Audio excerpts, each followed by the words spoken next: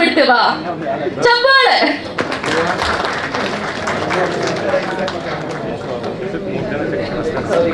ದಯವಿಟ್ಟು ಕ್ಷಮಿಸಿ, ಸ್ವಲ್ಪ ಲೇಟ್ ಆಗೋಯ್ತು ನಾನು ಬರೋದು.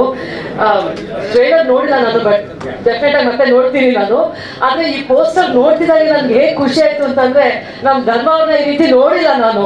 ಅವ್ರನ್ನ ಮುದ್ದಾಗಿ, ಕ್ಯೂಟ್ ಆಗಿ, ಹ್ಯಾಂಡ್ಸಮ್ ಆಗಿ ಇರೋದು ನೋಡಿದೀನಿ. ತಲ್ವಾರೆಲ್ಲ ನಮ್ಮ ಧರ್ಮ ಸರ್ ಕೈಯಲ್ಲಿ ಹೇಗೆ ಕಾಣಿಸುತ್ತೋ ನಂಗೆ ಗೊತ್ತಿಲ್ಲ. ಸೊ ಟ್ರೈಲರ್ ನೋಡೋಕೆ ಕಾಯ್ತಾ ಇದ್ದೀನಿ, ಡೆಫಿನೆಟ್ ಆಗಿ ನೋಡ್ತೀನಿ ನನ್ನ ಕೆಲವೇ ನಿಮಿಷಗಳಲ್ಲಿ. ನೋಡ್ಬಿಟ್ಟು ಆಮೇಲೆ ಅದ್ರ ಬಗ್ಗೆ ಹೇಳ್ತೀನಿ ಡೆಫಿನೆಟ್ ಆಗಿ. ಬಟ್ ನಾನು ಮೇಲಿ ಬಂದಿದೆ ನಮ್ಮ ಧರ್ಮ ಕೀರ್ತಿರಾಜ್ ಅವ್ರಿಗೋಸ್ಕರ. ಅವರ ಒಂದು ವ್ಯಕ್ತಿತ್ವ ಏನಿದೆ ಅವ್ರು ಎಲ್ಲರೂ ಆಕರ್ಷಿಸ್ಬಿಡುತ್ತೆ. ಎಸ್ಪೆಷಲಿ ನನಗೆ, ನಾನು ಬಿಗ್ ಬಾಸ್ ಮನೆ ಒಳಗೆ ಇರ್ಬೇಕಾದ್ರೂ ಸಿಕ್ಕಾಪಟ್ಟೆ ಒಂದು ಆರಾಮವಾದಂತಹ ಒಂದು ಜಾಗವನ್ನು ಕ್ರಿಯೇಟ್ ಮಾಡಿಕೊಟ್ಟಿದ್ದು ನಮಗೆ ಧರ್ಮ ಅವರು. ಸಚ್ಚ ವಂಡರ್ಫುಲ್ ಪರ್ಸನ್ ಅಂತಂದ್ರೆ ನಮ್ಮ ಕನ್ನಡ ಸಿನಿಮಾ ರಂಗಕ್ಕೆ ಒಂದು ಒಳ್ಳೆ ಪ್ರತಿಭೆ ಇರುವಂತಹ, ಎಲ್ಲವೂ ಒಟ್ಟಿಗೆ ಸೇರ್ಕೊಳ್ಬೇಕು ನೋಡಿ. ಡಾನ್ಸು, ಪ್ರತಿಭೆ, ಲುಕ್ಸು ಎಲ್ಲದೂ ಇರಬೇಕು, ವ್ಯಕ್ತಿತ್ವನೂ ಇರಬೇಕು, ಎಲ್ಲದೂ ಸೇರ್ಕೊಂಡು ಇರುವಂತಹ ವ್ಯಕ್ತಿ ನಮ್ಮ ಧರ್ಮ ಅವರು. ನಾನಿವತ್ತು ಇಲ್ಲಿ ಬಂದಿರೋದೇ ಅವ್ರಿಗೋಸ್ಕರ. ಅಂಡ್ ಅವರ ತಂದೆಯವರು ನಮ್ಮ ಸೀನಿಯರ್ ಕೀರ್ತಿರಾಜ್ ಸರ್ ಇದ್ದಾರೆ. ಅಂಡ್ ಅವ್ರ ಜೊತೆನೂ ನಾನು ಒಂದ್ ಸಿನಿಮಾ ಮಾಡಿದೆ.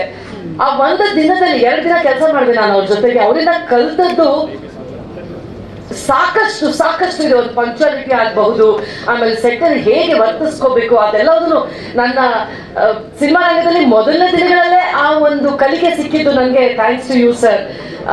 ಅವರೆಲ್ಲರೂ ತುಂಬಾ ಎನ್ಕರೇಜ್ ಮಾಡ್ತಾರೆ, ಎಲ್ಲರೂ ಎನ್ಕರೇಜ್ ಮಾಡಿ ಬೆಳೆಸ್ತಾರೆ. ಅವ್ರ ವ್ಯಕ್ತಿತ್ವ ಏನೋ ಅನ್ನೋದು ಅವ್ರ ಮಗನಲ್ಲಿ ನಾವು ನೋಡಿದೀವಿ. So thank you so much. Trailer ನೋಡಿದ್ಮೇಲೆ ನಾನು ಜಾಸ್ತಿ ನನ್ನ ಮೀಡಿಯಾದ ಜೊತೆಗೆ ಹೇಳ್ತೀನಿ. Thank you so much ma'am for coming. Thanks a lot. Yamuna ma'am ಬಗ್ಗೆ ಹೇಳ್ಬೇಕಂದ್ರೆ, ನಾವು ಬಿಗ್ ಬಾಸ್ ಮನೆ ಇದ್ದಾಗ ಫಸ್ಟ್ ಹೆಂಗಪ್ಪ ಮನೆ ಊಟ ಎಲ್ಲ ಬಿಟ್ಟು ಬಂದಿದ್ದೀವಿ, ಯಾರು ಕುಕ್ಕಿಂಗು ಏನು ಅಂದರೆ ಅವ್ರು ಒಂದೇ ಒಂದು ಮಾತು ಹೇಳಿದ್ದು, ಏನು ಹೆದರ್ಕೊಂಬಿಡಿ, ನಾನಿದ್ದೀನಿ, ಧೈರ್ಯವಾಗಿರಿ. ಒಂದು ಲಿಟ್ರಲಿ ಮಕ್ಕಳನ್ನ ಯಾವ ಥರ ಒಂದು ನೋಡ್ಕೊಬೇಕು ಪಾಪ. ಇನಿಷಿಯಲಿ ಕಂಪ್ಲೀಟ್ ಕುಕಿಂಗ್ ಆಗಿರ್ಬೋದು, ಪ್ರತಿಯೊಂದಾಗಿರ್ಬೋದು ಎಲ್ಲ ಅಷ್ಟು ಚೆನ್ನಾಗಿ